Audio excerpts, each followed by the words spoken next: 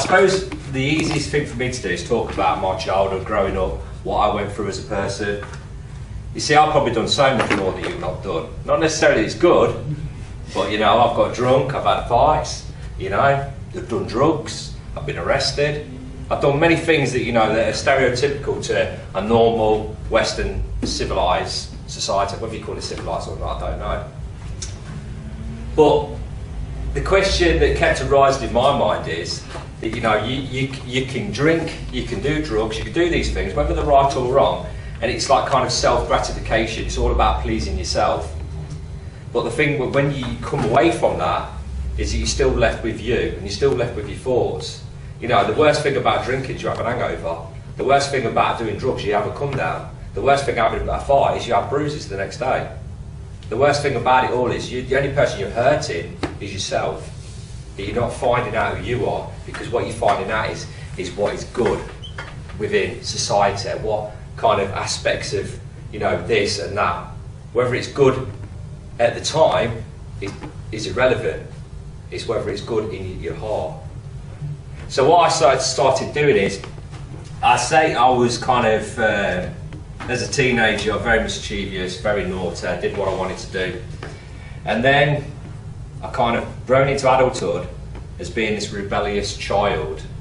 And the trouble is, if you're a rebellious child, you become a rebellious adult. And this is not kind of fair. So I kind of just grow up, you know, from one job to the other, never having no solid foundation of who I was as a person. You know, there was never no kind of solid structure. I was free to do what I wanted to do. And I went from one job to the other. And then 3 years ago, I lost a child through pregnancy. And it was very hard for me to understand. And I kind of questioned everything. And I wondered why. You know, why could somebody take a baby away from me? Why could somebody do this? And I became quite a stern atheist at that point. You know, well, you know, if this is God's path, this is God's choosing, then, you know, what sort of God is He? You know, take my child away from me. What's He think He's doing? You know, nobody has the right to take my child away from me. That's the way I thought. So I started looking at evolution, because I've always been a very curious person, and I've always had a lot to do with people of different ethnic backgrounds and different religions. So I started looking into evolution, and I thought, right, you know, this evolution is quite solid. It's, you know, there's a lot of evidence here to back it up what it's saying. But then you look at evolution, and all of a sudden you've got this gerbil. The next thing you've got a monkey. Where's the bit in the middle? Where's the bit that connects it?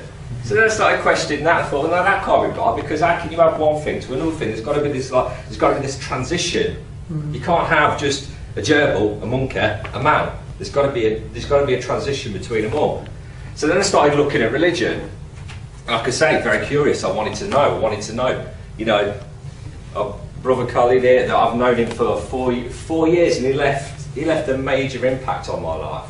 You know, after speaking to him and how he humbled me. I thought, you know, what's he got that I ain't got? You know, why is he always smiling? You know, what's he doing with those stupid clothes on, that funny hat? You know, must be the turban. Yeah. I thought it's probably what he's got. You know. So then I looked at Christianity. Now, obviously, for a kind of working class white person living in England, you know, the normal road would be to go, if you was looking for some sort of direction in life, would you go towards Christianity? You know, it's the normal kind of progression. You know, if you turn around and say to your mum, I've gone to church, she ain't going to say anything, so she's going to go, all right, no worries. You know, I said to my mum, I'm going to be a Muslim. She says, oh, when are you going to be a suicide bomber? This is the truth. This is what she said to me. Another person said to me, says, what do you want to be a Muslim for? The old smell. I says, what are you on about? Every time we go to the toilet, they wipe the bums with water. This is the truth. So I kind of looked at that, but then for me, Christianity held no strength, held no bearing, because it contradicts itself. Because you've got the Trinity, which contradicts itself. You've also got people that believe that Jesus was God. Then you've got people that believe Jesus was the Son of God. So you think to yourself, well, you know, if that ain't really right. And then you looked at the New Testament, and this is the thing that I did. I mean, I was quite naive to religion. I thought, well, if you've got a New Testament, where's the Old Testament? Where's the bit that was at the first? Because surely if you're going to speak about somebody, if you're going to speak about the prophet, Jesus, peace be upon him, you're going to talk about what he did there and then. You're not going to talk about what people have wrote 1,000 years later or 1,500 years later. Surely you're going to talk about the truth. So then it held no bearing in my heart, and it had no strength to keep me there. So to me it was, oh, I'll go back to the old evolution thing. I want to have a look at that. And then I looked at other religions and different aspects of it. I looked at Hindus. I said, well, no, they're into cows, ain't they? They're into these arms and stuff. So that can't be right. You know, when they have something to eat, they get all cow wheat and start chucking it on them. I didn't know that because he told me. I thought, that can't. I ain't going to go down the farm and get a bucket of cow wheat. You know, so look at me and think of a bit strange. But then I kept coming back to this man here, and he, like I say, he left this impression on me. And then I met another brother from Leicester I worked with. And he also left another impression on me. So I thought, right, you know, I'm going to have to look into this then. But obviously, the media only portrays Muslims in a certain light. We all know this, there's no denying it. You know, everything that's about Muslim in media, Western media, is portrayed in a negative environment. You know, you've only got to get one extremist who's a Muslim to do something, and every single one of us is tied with the same brush. I mean, I can't wait for the first time I go through customs. It's going to be fun, especially if I change my name and my passport and I go in this white skin, blue eyes and this. I'm going to be a target straight away. So then I started looking at that, and I looked on the internet and my YouTube. It's a fantastic resource. There's some real dodgy stuff on there as well, but there's some good stuff. And I started looking at that and looked at people that reverted, and that was a great insight. Then I looked at the Quran, and what I did is I got an audio thing off the internet. And as soon as I started listening to it, it just, boom, that was it. I thought, this is it, this is it. Because nothing's been changed. Exactly how it was written 1,400 years ago. There's no alterations. There's nothing in it that can be looked upon and you can turn around and say, well, you know, you can kind of contradict it. There's no contradiction in the Quran. There is nothing in there that can possibly ever be contradicted. So that to me was like the big turning point. And then I read about the Prophet Muhammad, peace be upon him, and wow, that's all I could say. That I was like, wow, this man's amazing. You know, his achievements, and you know, from one person to be able to do what he did, and through him and his companions to spread the word the way they did, in the situation and under the light of the you know, the kind of, you know, everybody who wasn't Muslim at the time hated them, and they hated him. You know, they wanted to destroy him, they wanted to get rid of him, and he carried on, and he did everything through peace, and did everything through love. And I looked at that and I thought, like, you know, this is a total contradiction to what I've been reading. You know, I thought it was all like kind of Arabs, you know, living in the desert. You know, if anybody that weren't Arab, they killed them. So yeah, that was kind of the reasoning behind becoming a Muslim. But I didn't want to become a Muslim straight away because, you know, there's this aspect of, you know, there's this white person, you know, he's living there, all of a sudden he's got to change his lifestyle, he's got to change the people he associates with, he's got to kind of change everything about his life. So I did it slow by slow, I did it bit by bit, and I wanted to know and I wanted to understand everything there was to understand. But obviously, you know, to understand everything there is to do with Islam, you're going to be here for probably 300, 400 years. You know, it's just, the subject is huge. But it's to understand it within your heart, and it's to feel it in your heart. And I think this is what a lot of people forget. For me, being a Muslim is about what I feel in my heart and what I feel and who I want to be as a person. You know, and I think a lot of people, and this is no disrespect to people that are born Muslim, sometimes a lot of Muslims forget what it is to be a Muslim. SubhanAllah. They're Muslim by name, they're not Muslim by nature. You know, for me, I chose to do this. I've chose to accept. I've chose to be this person. And I think a lot of people need to reflect. And I mean, the things that have saddened me a little bit is there's a lot of segregation.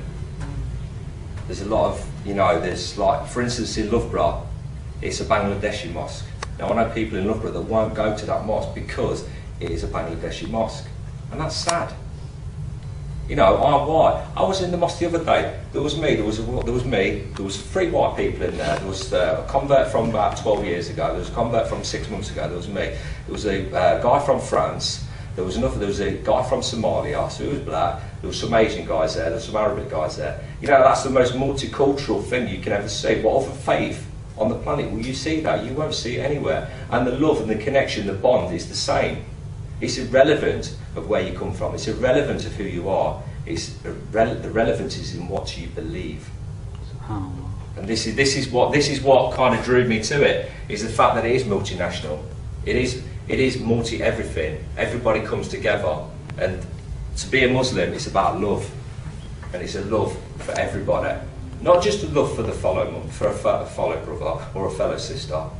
Love for everybody. You know, we as Muslims have got to show people what it is to be a Muslim, and this is what we don't do.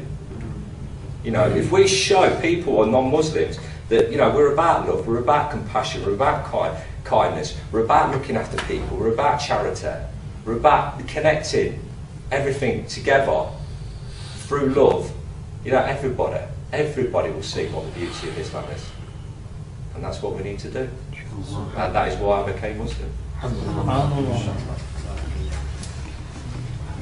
Can I ask you a question? Of course. Just one question, bro. You said that you met Imam Khalid and that. What was it that struck you to him that obviously you thought, oh, 1 minute? I think it's a sense of humour. It's Yeah. really bad. Wait till we get in the car. No, I don't know what it is. I mean, I've always been a curious person. I've always wanted to know. Like I say, I mean, I worked in recruitment for years, so I had a lot to do with people from different backgrounds. I had a lot to do with Somalians, Iraqis, people from all over Europe, you know, wartime countries. You know, and the negative impression that you get from people, English people generally, is, you know, well, these people doing, you know, they come and sponge off the state, they come in this, they're doing that. But it's only until you get to know them that you realise there's more to this story than meets the eye. I mean, an example I'll give is I was introduced to this guy from Zimbabwe. Now, he was a Christian, but, you know, to understand somebody why they come to this country, and his story was the most heart-wrenching story I'd ever read. He ran a radio station in Zimbabwe, and it was like an anti-Mugabe radio station. And Mugabe was trying to close down his radio station, managed to close him down, but he got pre-warning of it, so he got out of the country. Mugabe's regime murdered his mother, his father, his brothers, his sisters, his whole family to get him. Now, how can you argue with a man that comes to this country for that sort of freedom? So for me, it was like kind of, hearing stories like that made my mind open up. You know, and this is the point people get, is through ignorance and lack of knowledge. You know, and this is why we as Muslims need to give people the knowledge, not the ignorance. Give them the knowledge to know this is what we're about. And with that knowledge, they can take on what they want to take on. But they'll see the goodness, they won't see the negativity.